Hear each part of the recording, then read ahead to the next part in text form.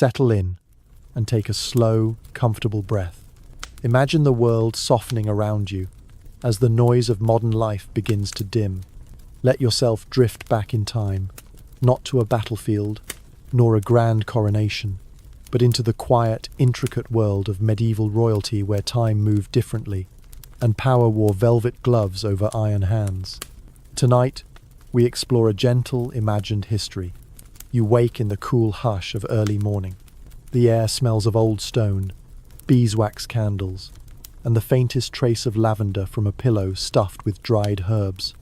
Your bed is vast, curtained in thick wool and lined with furs, but the chamber is chill-draughty despite the tapestries adorning the walls.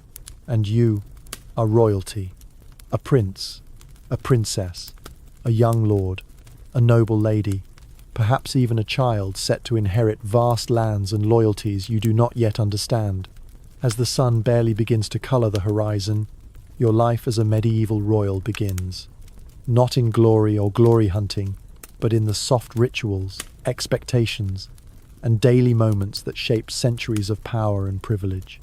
Let us walk together through a day in this quiet power, a day in which your every step is watched, every word noted, yet the world is somehow more silent than ours.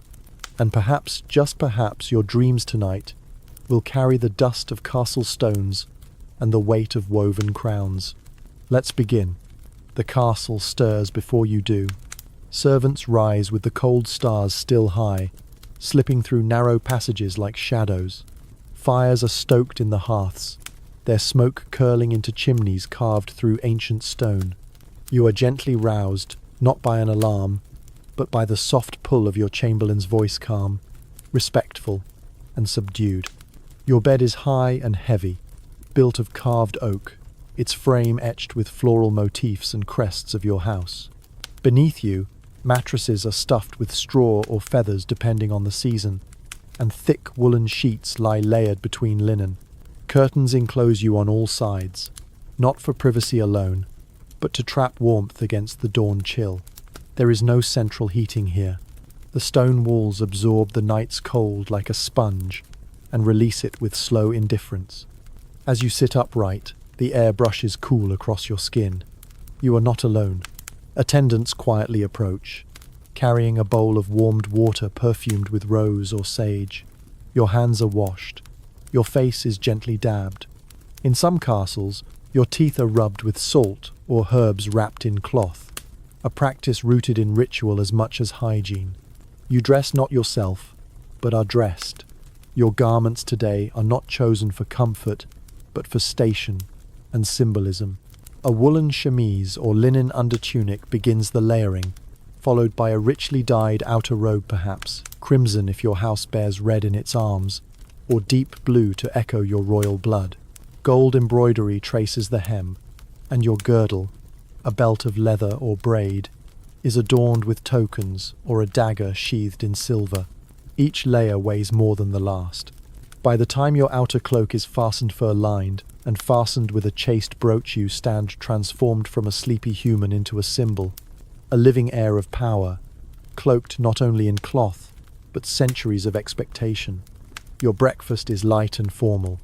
At a small table beneath a stained glass window, you might take a few slices of white bread soaked in honeyed milk, or served with soft cheese. A servant pours warm ale or watered wine, spiced with cinnamon if it is winter. If you are very young, or the castle is wealthy, there may be fruit preserved in syrup, or eggs served in a wooden dish, gently steamed by the hearth. And all the while, your tutors or stewards stand waiting. A scroll is unrolled, a list is read. You will study Latin this morning, or perhaps sit in on petitions from the villagers, or learn the handling of hawks if the weather is fair. There are lessons in heraldry, in chess, in diplomacy. Even games are not entirely for play. They are lessons in thinking, in winning, in restraint. If you are older, your mornings may include counsel with barons, or the hearing of disputes over land. You do not rule alone, but you are trained to. From this hour onward, your day belongs to more than yourself. And yet, in these early hours, in the softened quiet of a world just waking, there is a certain hush that feels timeless. Beyond the pageantry and pressure, you are a person still a little hungry, a little chilled, a little curious about what lies ahead. The day unfolds beyond the stone window, where the mist is just beginning to lift from the fields, and you will follow where it leads. As the morning settles into its rhythm, you are ushered into a smaller chamber, perhaps the solar, or a room lined with books and thick tapestries, warmer and more private than the cold echo of the great hall. Here, your education unfolds, steady and ceremonial. You sit on a carved stool cushioned with wool, a small writing desk before you. A candle flickers low nearby, its beeswax scent mingling with ink, parchment, and old wood. Your tutor, draped in modest robes, begins the day's instruction with a prayer or proverb, often in Latin, the sacred and scholarly language of your age. Reading is a privilege. In this time, many of your Subject 7 some knights cannot decipher written words, but you are royal, and therefore expected to command knowledge as well as armies. Scrolls of vellum are unrolled with care. Some bear the writings of ancient Rome Cicero, Seneca, Aristotle translated painstakingly over generations. Others are religious tracts or histories of your ancestors, written to instill both pride and caution. You learn to write your name in a sweeping, practiced hand, using a quill dipped into a well of iron gall ink, its dark strokes drying slowly in the chill air. A young royal's education weaves practical knowledge with ideology. You are not only taught to think, but to think in a particular way, with loyalty, with control, with awareness of your family's past and your future role. Morality is taught through parable, authority through scripture, and leadership through the examples of both saints and sovereigns. Your lessons may include geography, though, shaped more by rumour and myth than precision. Maps are rough and richly illustrated, more symbolic than navigational. You may be told of strange lands beyond the seas, where spices grow wild and men wear feathers like crowns. Or you may study your own lands, your vassals, and the winding rivers that mark the edges of your dominion. Arithmetic is introduced in careful measure. It is not essential for you to calculate accounts, but you must understand how wealth flows.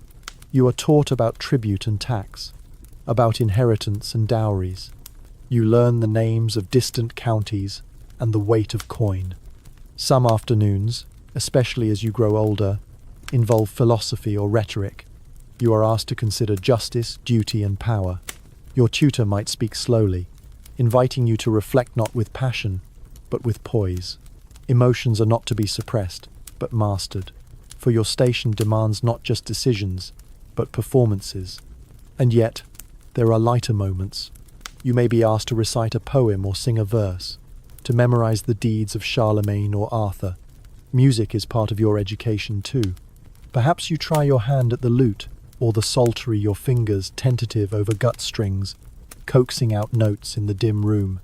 The music is slow, stately, and soft composed for prayer or procession, rarely for joy. Lessons are long, but they are not chaotic. Time moves with quiet persistence. A bell may ring in the courtyard to mark midday. The light through the window shifts slightly. The flicker of candle becomes steadier as clouds pass over the sun. There is little rest from expectation, but even now, at this age, there is a sense subtle and ever-present that you are being shaped, not merely taught. Your mind is being readied not for curiosity, but for control, not for invention but preservation. Still, if you allow your eyes to wander during a lesson, you might notice the dust motes dancing gently in the light, or hear the cooing of pigeons nesting near the roof, or catch the muffled sound of footsteps in the stone corridor below, servants going about their duties, knights returning from early patrols, a hound barking once in the distance. These quiet details, so easily missed, become the rhythm of your royal day. Life, even in privilege, is slow, and the slow passage of time is what knits the past together into what we call history. As the sun climbs toward its peak, the castle shifts once again. Lessons give way to ceremony. It is time for the midday meal, a moment not only of nourishment, but of structure, visibility, and ritual. For in medieval royalty, even eating is a performance of power. You are led toward the great hall, a vast chamber where light pours in through high, narrow windows, striping the floor with gold and shadow. The air is tinged with the scent of hearth smoke, roasted meat, and fresh rushes that have been scattered underfoot. These rushes, often mixed with fragrant herbs, soften the sounds of footfalls and carry a trace of mint or chamomile with each step. The hall is cavernous, yet not lifeless. It hums with quiet activity. Servants in plain livery move like clockwork, setting long wooden tables with trenchous flat rounds of bread, used as plates and goblets carved from horn or pewter. The nobility sit higher at table, often on a dais raised a step above the rest. As royalty, your place is higher still.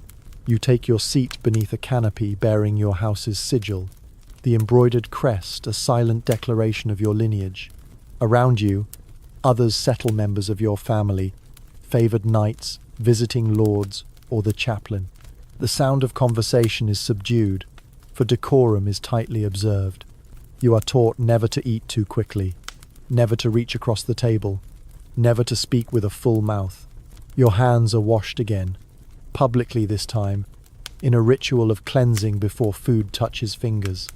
The meal itself arrives in courses, not all at once. A steward calls out the dishes as they come. Perhaps there is pottage thick with barley, leeks and herbser, a roast of capon basted in wine and cloves. Vegetables are seasonal and simply prepared, carrots, turnips, or cabbages boiled soft. Bread is ever present, and good bread white, sifted, and finies, a mark of wealth. Each bite is deliberate. You are watched as much as you watch others. At moments like this, etiquette is power. You are expected to maintain a composed expression, even if the meat is too tough, or the wine slightly sour. The lessons of restraint, drilled into your morning studies, now find application in the social theatre of the hall. Between courses, minstrels may play a slow tune on harp or flute. Their melodies are not lively but gentle, winding through the rafters like a lullaby remembered from another lifetime. On special days, a storyteller or jester might be invited to perform, but even their antics are contained by protocol, their place fixed firmly in the hierarchy. You do not eat alone. Even the act of sharing food is layered with meaning. You may tear bread for a favoured companion, offer the best slice of meat to a guest, or allow a younger sibling to drink first each gesture, reinforcing bonds of loyalty, affection, and position. When the final course is cleared, perhaps a custard of almond milk and honey, or preserved cherries in spiced wine, the table is wiped with a damp cloth, and a final hand-washing closes the ritual. A brief prayer may follow, thanking heaven for provision, prosperity, and peace. Then, once more, the rhythm shifts. The great hall gradually empties. Some return to work or study. Others stroll the inner courtyards or withdraw to chambers for rest. As a royal, your afternoon may contain more counsel than leisure. But there is a quiet interlude here, a brief pause in the day's long unfolding. You might walk a moment in the garden, if your castle keeps only an enclosed space of boxwood hedges and soft paths, the scent of rosemary and sage mingling in the air. The bells toll softly in the distance, marking time not in urgency, but in continuity. Even in this small respite, you are accompanied, a lady in waiting, a steward, a guard. Solitude, for one of your station, is rare and fleeting. You are always seen, always remembered. And so your midday closes not in haste, but in quiet observance of things as they are. A world where food is ceremony, and time moves like a procession. The sun hangs gently in the western sky now, casting long shadows along the castle walls. The air grows warmer in the afternoon, and the duties of the day take on a different rhythm. It is the hour not of learning through books, but through movement, through tradition, repetition, and strength. You are led to the courtyard or training yard, a space enclosed by high walls and watched from above by guards and mentors. The sound of wooden swords striking practice, shields echoes like a low drum. This is where nobles learn to carry the weight of arms not only for war, but for ceremony, for presence, for command. As royalty, your leçons begin early. You might first train with a blunted sword, its edge dulled for safety but still heavy in your young hand. A knight grizzled, composed, patient guides your movements. Not through shouting, but with quiet correction. Your stance, your grip, your gaze, every detail matters. You sweat beneath your tunic, despite the cool air. Your muscles ache from the morning stillness, and yet you persist. For to rule, one must first appear as if made to rule. Even the way you walk, the way you mount a horse, or hold a banner reach must be executed with studied ease. Sometimes, practice includes riding. You are helped into a saddle high above the ground, the horse beneath you calm, trained to follow subtle cues. You learn to guide, not with brute strength, but with balance and rhythm. The gentle tug of the reins, the shift of weight in your hips. A future king or queen must ride with confidence, whether in peace or parade. At other times, the training turns to the bow. The archery butts stand at measured distances. Arrows are fletched with goose feathers, and the bow is strung tightly by your attendants. Your fingers press against the string, roughened slightly from use. The arrow arcs through the still air, silent but for the dull thud of impact. It is not only a test of aim, but of patience. For younger royals especially, those not expected to fight the afternoon may include gentler pursuits. Hawking, for example. A hooded falcon rests upon a leather-gloved hand, twitching slightly as it waits for release. The art of falconry is ancient and intricate, a dance between beast and handler that demands trust, control, and a deep understanding of nature. Even hunting, when permitted, is not merely sport. It is considered a rite of passage. You may be taken on a boar hunt through the nearby forest, surrounded by nobles and retainers, horns sounding softly through the trees. The thrill is there, but always wrapped in layers of ceremony and tradition. You ride not only to prove your courage, but to show you are worthy of the land you will one day inherit. Yet combat and courtliness are never far apart. After training, you are reminded once again of posture, of bearing, of speech. You rehearse how to offer a token at a feast, how to bow before a visiting emissary, how to receive an honored guest with both dignity and warmth. The rules of courtly behavior are complex and ever-changing. They are unwritten scripts passed from tutor to pupil, from elder to youth. You must learn to mask fatigue with composure, to temper pride with grace, and to lead not only with sword or seal but with presence. The sun begins its descent. The courtyard cools. The clang of metal quiets. You return to your chambers with dust on your boots and the stiffness of a noble's discipline in your shoulders. Servants wait to brush your garments, to draw warm water for washing, to lay out fresh clothing for the evening ahead. And as you sink into the carved wooden chair near the hearth, the flames dancing low, you are not merely a child of fortune, you are an heir in the making. Evening draws nearer now. The stone walls, still cool from the day, begin to darken with long shadows. Torches are lit in their iron sconces, casting a golden flicker on the old tapestries and polished wood. The castle feels quieter in this hour, though its duties continue. The noise of the courtyard fades, replaced by the soft shuffle of slippers on flagstones and the murmur of low conversation beyond your door. You have returned to your private chambers. As royalty, your room is large, though by modern standards it is more austere than luxurious. The floors are often bare stone, or covered in layered rugs, and the walls are softened with embroidered panels depicting saints, family crests, or distant battles remembered in thread. The hearth is kept burning even in the warmer months, for heat is not only comfort, it is health. You are not entirely alone. Few rooms in the castle, even your own, are private in the modern sense. A lady-in-waiting or a young squire may be present, folding garments, arranging fresh linen, or tending to your hair. You are helped out of your heavy outer garments. The cloak is unfastened with care. Jewels, if you wear them, are removed and stored. A simple robe or tunic, soft with wear, is offered for comfort. This is one of the only times in the day when you may breathe without performance.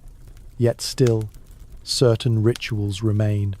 A prayer may be spoken near the bedside. A psalter may be opened. You might kneel briefly on a padded stool, hands folded, while a chaplain recites familiar verses.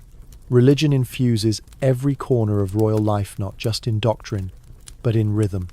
The hours of the day are organized as much by liturgy as by light. You may pause now to read.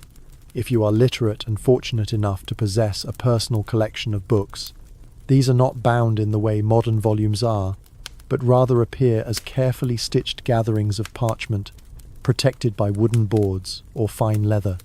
You might leaf through a bestiary, its pages illuminated with golden lions and curling dragons, or a book of hours, guiding you through the prayers of the day, with delicate illustrations of saints, martyrs, and the Virgin. There may also be lettuce parchments bearing news from far-off relatives or political allies. These are brought by your steward, read aloud if necessary, and then sealed away with wax once you've issued a reply. Even this, the act of receiving word, is woven with protocol. There is rarely true stillness. Someone knocks. A minor official asks for a signature. A servant brings fresh rushes for the floor. Even as you sit by the fire, eyes closed for a moment, there are always footsteps somewhere, echoing along the corridor outside. Occasionally, a musician is invited into your chambers, not for spectacle, but for softness. A lute may be played near the hearth, or a small harp strummed with slow, measured rhythm. The music is melancholic, often modal, filling the chamber with echoes that drift like candle smoke. It is not meant to cheer, but to soothe, to reflect the twilight. Sometimes, you may be allowed a moment of genuine solitude, a rare luxury, and a short one. You may sit at the window seat, looking out over the darkening landscape. The castle towers loom above the treetops. Far below, torches flicker in the village beyond the gates. You can hear the lowing of cattle, the occasional bark of a dog, the toll of the vesper bell, calling the monks to prayer. From this quiet perch, the weight of the day settles gently on your shoulders. You are aware not in fear or pride, but in recognition of all that you are expected to be, the bearer of legacy, the vessel of power, the face of the future. But in this dim hour, with the fire low and the wind rising outside the stone walls, you are simply the yourself, still young, still human, still waiting to grow into the role that history has written for you. And soon, it will be time for the evening meal and the night that follows. As night gathers beyond the battlements, the castle awakens again, this time not in duty, but in display. The great hall is prepared once more, this time for the evening feast. And though food will be served, make no mistake, this is no simple meal. It is theatre, it is pageantry, it is politics conducted over platters of roasted meat and golden goblets of wine. You descend the worn stone steps in clean robes of deep colour perhaps, a shade reserved for your family alone, a cloak fastened with filigreed clasp, a ring on your finger, not for beauty, but for seal and sign. The great hall, now bathed in candlelight and fire, feels warmer than before. Shadows flicker along the vaulted ceiling, where wooden beams seem to vanish into gloom. The tables are set again, not with rushes and trenchers alone, but with ornate displays, pewter pitchers, fruit piled high, gilded cups and embroidered cloths. The flicker of torchlight dances on every surface. As royalty, you are announced, not loudly, but formally. Your name carries not only your identity, but your lineage. You take your place at the high table once again, and around you, the guests gather, nobles, allies, visiting dignitaries, clerics, sometimes a bard from afar.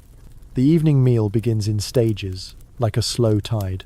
Servants enter in lines, bearing platters of spiced fish, roasted game, stewed fruits. The smells are richer, now cinnamon, rosemary, wine reductions, a trace of wood smoke clinging to every dish. It is not unusual for a feast to include exotic ingredients brought at great cost: almonds, citrus, peppercorns, or saffron. Each flavor signals wealth and connection. But the food is only part of the ritual. As you eat, you must also speak, courteously, strategically. The feast is where alliances are reaffirmed, where promises are implied with a glance or a shared toast. One must tread carefully. A misinterpreted phrase, a withheld cup, a seat left empty are not small matters. You may be expected to entertain a guest from a rival house, to praise a knight's service, or to gently suggest that a marriage alliance could be considered.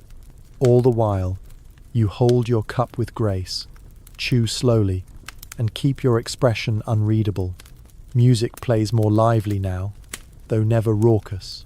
Perhaps a group of minstrels with dulcimer and recorder, perhaps a singer recounting the deeds of a long-dead ancestor, or a tale of star-crossed lovers whose love outlasted war and winter. The songs are old, sometimes older than the hall itself.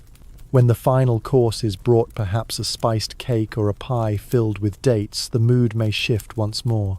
A gesture from your steward might signal the entry of a fool or a juggler. Laughter, permitted and even encouraged now, lifts the hall from its earlier gravity. But even joy here has its place. It must not spill over into disorder. As the feast wanes, guests begin to withdraw slowly, in waves. Some linger, speaking in corners, or moving in pairs toward colder halls where other conversations begin. These moments, half seen, half heard, are the marrow of court life. Not all power is exercised under banners. You, too, rise at last. Perhaps you exchange a few final words with a trusted advisor, or receive a token of thanks from a travelling lord. Then, you retire, flanked by torchbearers and guards, through corridors echoing with the last remnants of song. Behind you, the hall quiets. The candles burn low. The embers collapse into a hush of red. You are not yet asleep, but the castle has begun to dream. Night has taken full hold now. Beyond the castle walls, the world is cloaked in stillness. The village below is dark, save for the dim glow of a hearth fire, or a lantern carried home along a muddy track. Owls call softly from distant trees. The stars, bright in a sky untouched by electric light, gleam above the towers as if watching the earth below. But inside, the castle does not sleep entirely. There is movement, subtle and deliberate. The halls are quieter, but not abandoned. Guards patrol with slow steps and drawn cloaks, their eyes sharp even in the half-light. Their boots strike stone with steady rhythm, echoing through the corridors in a comforting, familiar pattern. Chambermaids move silently, dousing torches and candles not needed through the night. They whisper instructions, tend to embers, and check the heavy bolts on wooden doors. In the kitchens, the last of the platters are cleaned. Bones are boiled for morning broth. Leftovers are packed carefully for the poor, or for animals in the stable yard. Within the chapel, a lone monk may still kneel, chanting softly into the candlelit dark, marking the night office in the unbroken rhythm of monastic life. His voice is low but purposeful, an ancient thread tying this night to countless others before it. In your private chambers, the fire burns lower now. You are readied for sleep once more. The bed, large and firm, is warmed by a pan of coals that was passed beneath the covers earlier. Woolen sheets are pulled back, the furs arranged. The shutters are closed tight against the wind, and a final goblet of spiced wine or warm milk is placed near your bedside. Sleep is not immediate. Even in this rare moment of solitude, your thoughts may linger on the day just past. Did you speak well? Did the visiting noble mean what he implied? Were your tutors pleased? Your posture correct? Your bearing regal? Being royal means that even rest does not entirely silence the inward voice of vigilance. And yet, there is peace to be found. The castle at night is vast, solid, and patient. Its stones have stood for generations. The tapestries whisper stories in the dark. The wind sighs through the arrow slits, but the walls do not yield. You are held within them, not imprisoned, but embraced by a lineage older than yourself. Elsewhere in the castle, dreams unfold quietly. A steward sleeps upright in a chair, quill still in hand. A young page, curled on a straw mattress, dreams of battle and glory. A laundress sighs in her sleep, her hands red from scrubbing, now at rest. Even the animals in the stables rustle and settle, the horses gently stamping, the dogs curled into balls of warmth and breath. Above, in the tower, the watchman scans the horizon. He sees nothing but darkness, and that, in itself, is good. The castle keeps its secrets through the night, and so do its people. Words unsaid at dinner, glances exchanged in passing, decisions weighed in silence. The night holds it all in stillness. And you finally begin to drift. Wrapped in wool, beneath carved beams, the sounds of the world fade to a gentle hush. Even royalty must rest. Even the weight of crowns can be set down for a few hours, to wait by the bedside until the sun returns. As dawn quietly approaches, and the last embers in your hearth crackle low, it's worth remembering that your life as royalty, for all its grandeur and structure, is only one thread in a far greater tapestry. Outside your chamber, beyond the stone walls and formalities, a broader medieval world turns slowly unseen, yet inseparable from your own.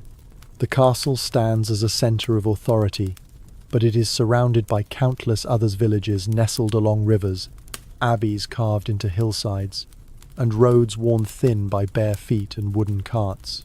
From your window, on a clear morning, you might see the rising smoke from a thatcher's hut, or the flicker of lanterns carried by pilgrims passing along the road.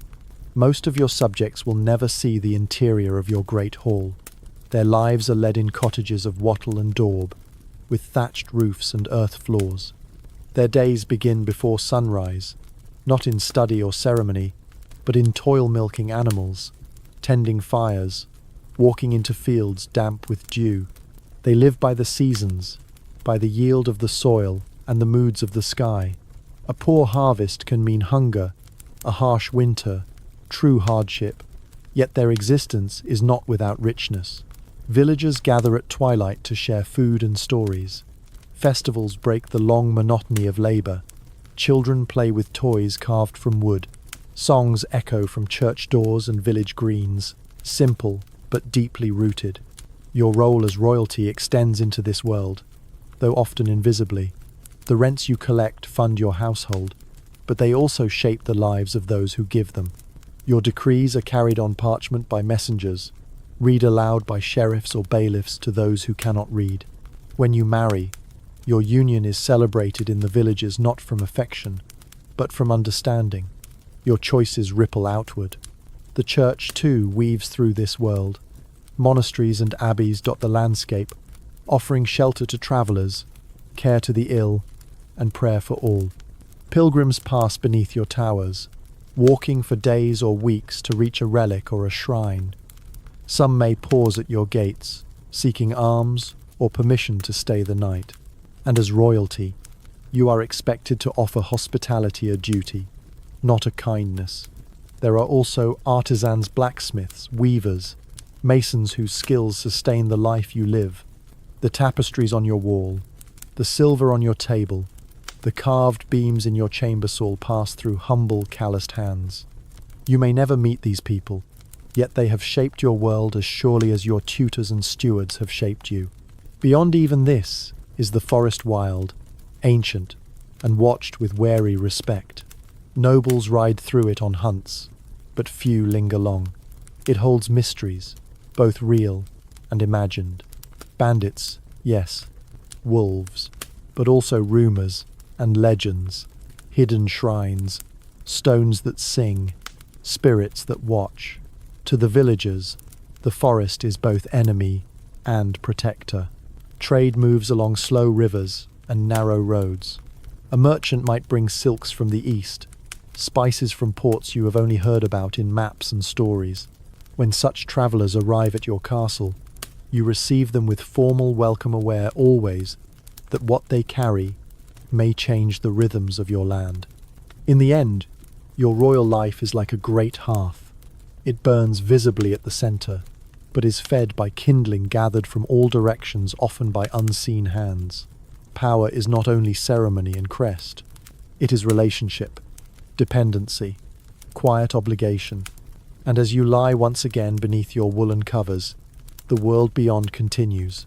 Ploughs turn soil, bells ring, bread rises in ovens. Somewhere, a child is born, a cartwheel turns, a crow calls. You will rise soon, and your duties will begin again. But for now, sleep holds you gently. Just one life privileged, watched, shaped but one life, in the soft, unfolding quilt of the medieval world. And now, the candles have guttered low. The castle sleeps in full. Your day as royalty, long and layered, begins to fade like mist along the parapets. The embroidered robes, the echoing halls, the lessons and rituals, the careful balance of ceremony and silence, they dissolve gently into the quiet hush of thought. Outside, the wind brushes against ancient stone, unchanged by the turning of centuries. The stars look down upon towers and trees alike, indifferent, eternal.